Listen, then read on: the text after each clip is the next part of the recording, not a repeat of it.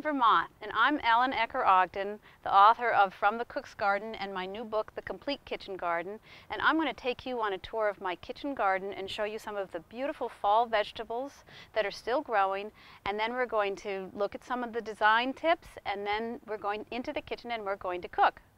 Garden paths. They're the bones of the garden. They create the design and the structure. They're very important to think about right from the start. One of the things I like to keep in mind is making sure that the main paths are 3 to 4 feet wide so I can get my wheelbarrow through down to the compost pile. Then I make smaller paths in between the garden beds for using my hoe to get the weeds out. Boundaries create a natural transition between the garden and the lawn. It can be something as simple as a green arborvitae hedge like I use in my garden for privacy, or a low stone wall or a split rail fence. It could even be just a stepping stone, something that indicates you're going into an outdoor garden room. Add personal touches to your kitchen garden. It may be a bench for relaxing, maybe a table to eat outdoors, or trellises, or just garden art that makes you smile. Just have fun in your garden and connect to your ornamental edible landscape.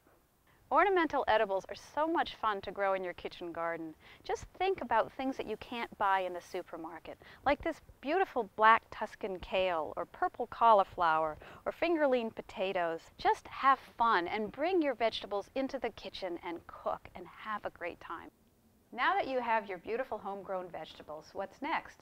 Well, eating, of course. I'm going to show you one of my favorite seasonal soups called gazpacho. It uses all of these fresh vegetables from my garden. We'll be using some persimmon tomatoes, some cucumbers, some fresh basil, and some golden peppers.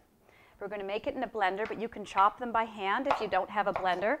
The texture will be a little different, but it'll be just as delicious. We're going to get started. I'm going to start by adding a little bit of orange. This is 1 navel orange, 1 cucumber that's been coarsely chopped. Oops, a little bit more. 1 small red onion, a garlic, and a little bit of hot cayenne pepper. See all those beautiful colors just starting to build up in there?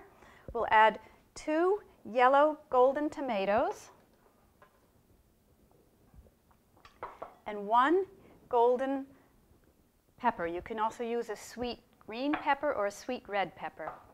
We're going to add 1/4 cup of orange juice for a little liquid, 1/4 cup of olive oil, extra virgin olive oil for the flavor, and a little bit of red wine vinegar. This is my own basil vinegar from the garden, made with this beautiful purple basil. Add that to the blender. Put the top on, and then chop.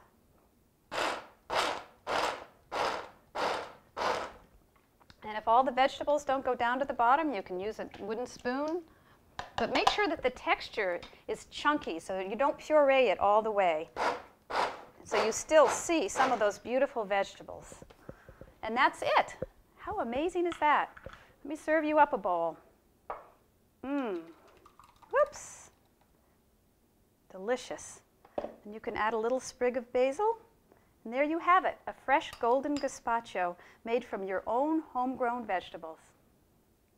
For 15 complete kitchen garden designs and 100 seasonal fresh from the garden recipes, check out my new book, The Complete Kitchen Garden. I'm cookbook author and kitchen garden designer Ellen Ecker Ogden.